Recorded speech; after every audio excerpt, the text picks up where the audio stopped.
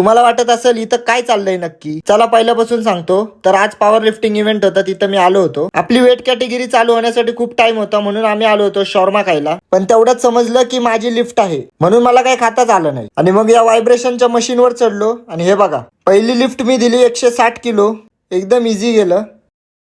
मग दुसरी दिली मी 170 किलो, यामध्ये पण मला काही जास्त हेवी वाटलं नाही. आणि मग मी कन्फ्यूज होतो की लास्ट लिफ्ट किती देऊ. मग जाऊ दे म्हटलं 185 देऊन टाकू आणि बघू. आणि लास्ट लिफ्ट 185 kg घेतलाच.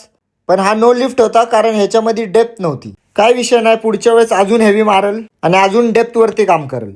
मग आला बेंच प्रेस. बेंच प्रेस मध्ये 100 kg गुड लिफ्ट झाला. आणि मग लास्ट लिफ्टला 105 किलोच दिलं होतं, पण काही गेलंच नाही, कारण 2 दिवसाआधीच चेस्टचा वर्कआउट झाला होता आणि सोरनेस होती. मग आलं आपलं फेवरेट डेडलिफ्ट. पहिला अटेम्प्ट दिला 220 किलोचा आणि खरं सांगतो इथंच मला चक्कर आल्यासारखं झालं होतं. आणि सेकंड लिफ्ट मी दिली होती 235 kg आणि हा पण गुड लिफ्टच झाला, पण माझी हालत पूर्ण खराब झाली होती. आणि मग मी लास्ट लिफ्ट मध्ये 240 किलो लोड केलं, पण एवढी एनर्जी गेली होती की हे लिफ्टच नाही झालं. आणि 75 kgच्या कॅटेगरीमध्ये मला सिल्वर मेडल आला आणि ओव्हरऑल बेस्ट डेडलिफ्टचा टायटल सुद्धा भेटला. आणि जर तुम्हाला पण स्क्वॉट, बेंच, डेडलिफ्ट मारायला आवडत असेल ना, तर नक्की तुम्ही पण पॉवर लिफ्टिंग इव्हेंट खेळत जावा, खूप मजा येते.